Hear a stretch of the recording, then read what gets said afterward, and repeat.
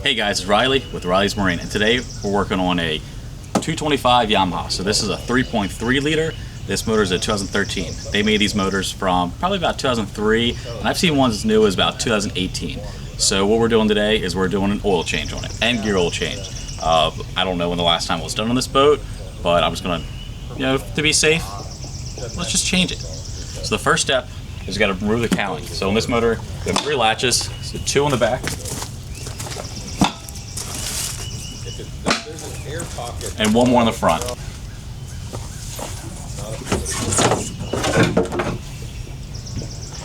Now that we have the cowling off, we're gonna go over the dipstick.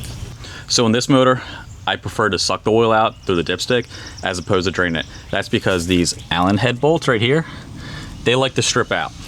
And also on the back side, they have a little square nut that's held in the other side of the plastic, and those will fall out, you lose them, they never go back. And lastly, the other reason that I don't drain the oil out is on these 3.3s, the oil drain bolt has a tendency to strip out. And you never know if a motor's had an issue before or if it's gonna have an issue when you touch it. So just to be safe and to actually make things faster, I suck the oil out. So the first step, remove your dipstick. Now on a Yamaha, pretty much anytime you pull the dipstick for the first time, say there's nothing on there, I'm just gonna put it back in and remove it.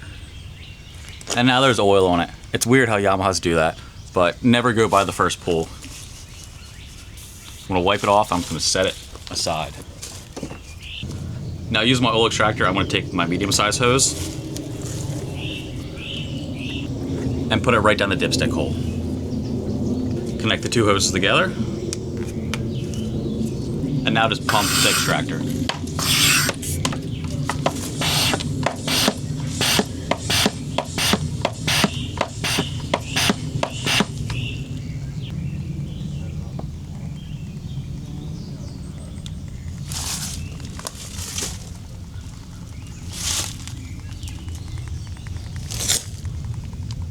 Now while the oil is being extracted, let's go ahead and change the oil filter. So the oil filter on this motor is right back behind there, so it can be a little tricky to get to.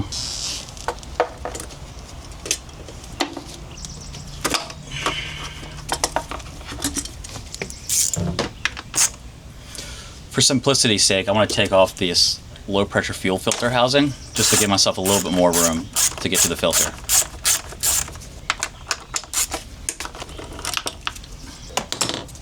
If you have the proper oil cup size, it actually makes the job easier.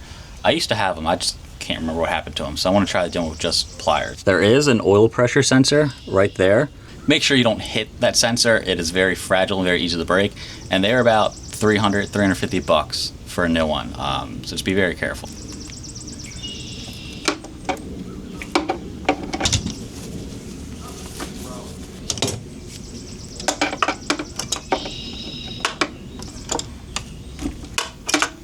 Now I got it loose with pliers so I can undo it by hand. Another thing, these motors have a tendency to leak a bunch of oil from the filter when you remove it, so shove some rags down inside there. It is definitely going to leak more oil if the engine was just running. This is why I prefer to do the engine oil when it's cold, so it just makes less of a mess.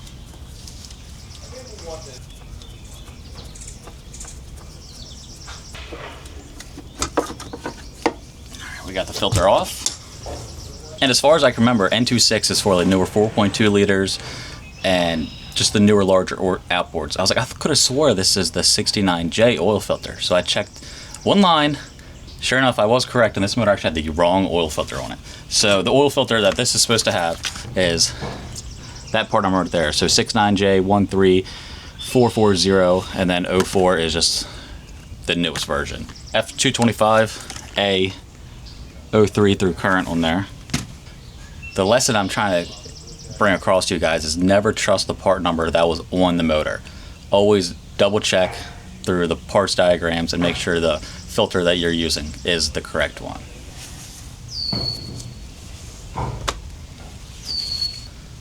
So we're going to take our new filter and put a little bit of engine oil around the gasket, wipe off the housing and the mating surface of where everything, the gasket touches on the filter.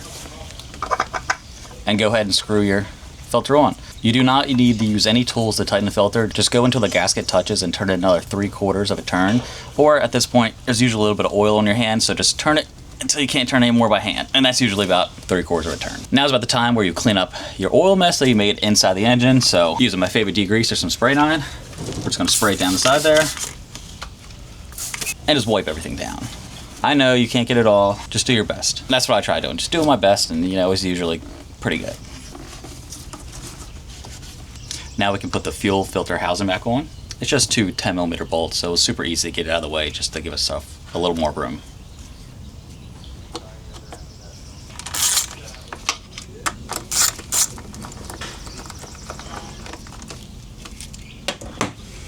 The oil extractor is now done removing the oil.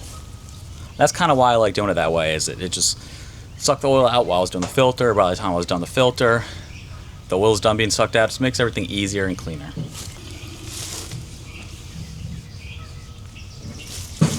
The next step is to now put oil into the engine. So if you look on top of the motor, it holds about, with the filter, 4.7 liters, 5 US quarts, 4.2 imperial quarts. The oil fill can a lot of times be stuck on these Yamahas, so just don't be afraid to use a pair of pliers or something to help remove it. On this motor, we're only using OEM oil, so Yamaha oil.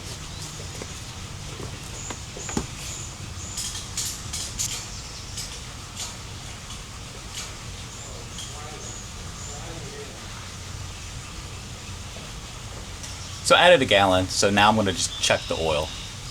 Wipe off my dipstick because I had it sitting in the back of the cowling. And we're going to dip the dipstick 3 times. The first time is just to break the suction. The second time is to really check the oil for the first time. And the third time is to confirm it. Right now on the stick we're reading about halfway. Yamaha says that full is too full in the dipstick. You want it about 3/4 of the way up. I know that once this engine gets started and the oil filter has some oil in it, it's going to drop a little lower, so I'm going to put just a couple more splashes of oil in it, and I'm going to call that pretty good.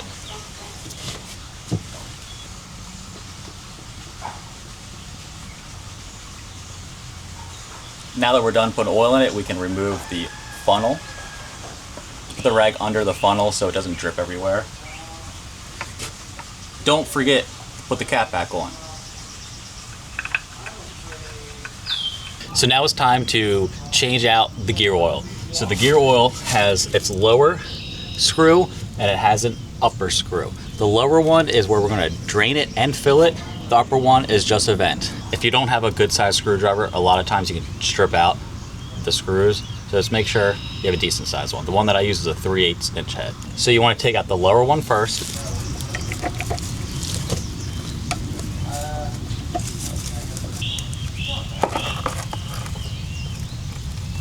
Now that you have the lower one out, you can go ahead and remove the upper one.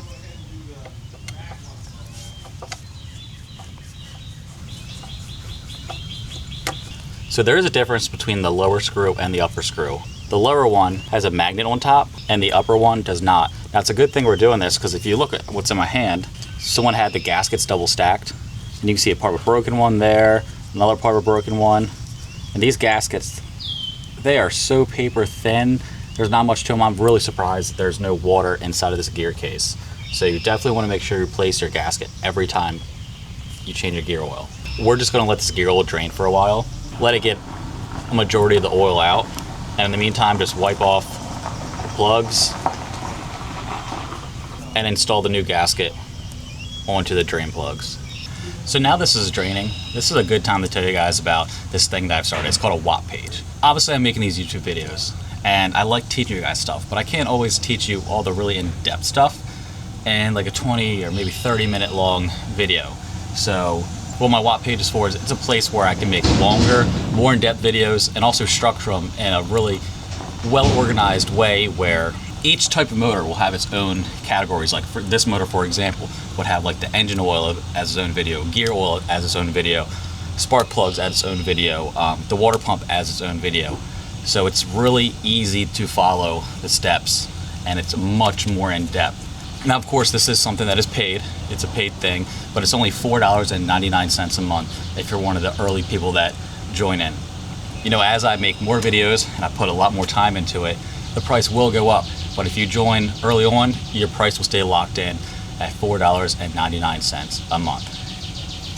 Something else I also have on my Watt page, which is a different product that I have over there, is I have access to all the Yamaha and the Suzuki service manuals, from the first motors that were in the US up until the brand new ones. And that is also just $4.99 a month. So in order to find both those products, just go to wap.com/Riley's Marine. So I'll put it on the screen here. So just head over there and join my page if you want to learn much more in-depth information about how to repair your Suzuki or Yamaha outboard.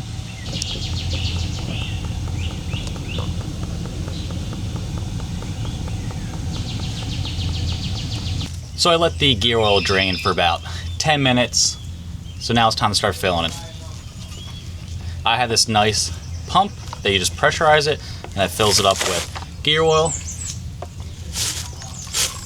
If you don't have one of these, it's okay. You can use the one that goes in the quart bottle and just pump it. Just when you do this multiple times a day, that starts to get old. So you have a tool like this that saves you from doing all that work. But they both work just as well. So I'm going to install the adapter for a Yamaha. I'm going to thread it into the bottom.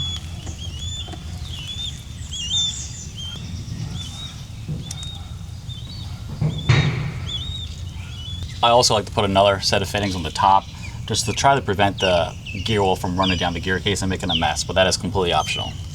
Now I'm going to pressurize my pump and open the valve and let the gear oil run from the bottom all the way out to the top. This part should take a couple minutes for the gear oil to go from the bottom to the top. It's hot out today, so it's going to go a little faster, but the colder that it is outside, the longer that's actually going to take for the gear oil to go from the bottom to the top. So just be patient and it'll get done eventually. So now I have gear oil to the top screw. What I always like to do is stop pumping gear oil, or in my case, I'll turn the valve and I'll give it another couple minutes, just allow any air bubbles to rise to the top, and add a little bit more gear oil just to make sure it's full and it's not going to be low when the air bubbles do settle.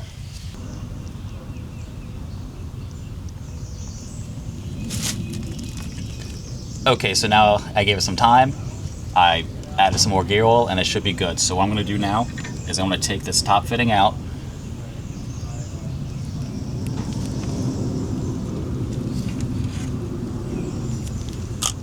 And I'm going to put the upper drain plug in it, or vent screw, whatever you want to call it.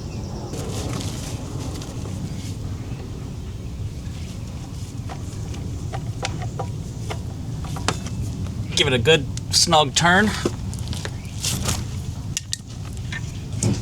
Now here could be the tricky part. We're going to take the bottom one out and we're going to quickly put the drain plug with the magnet into the bottom. It's okay if you lose a little bit, but you just want to make sure you do it as fast as you can.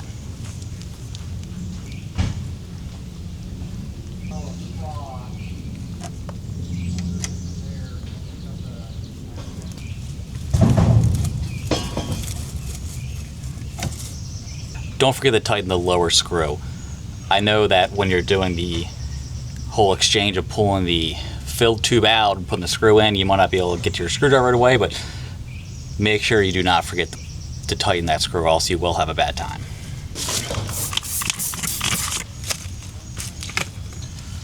I'll just clean the lower off with some spray nine. I like to spray right into the drain plug, like around it, because the oil will get stuck in there.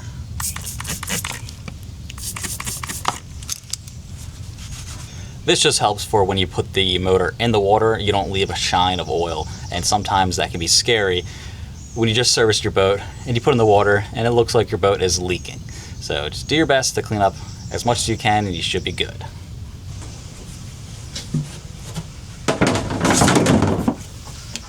So you go ahead and put the cowling back on now.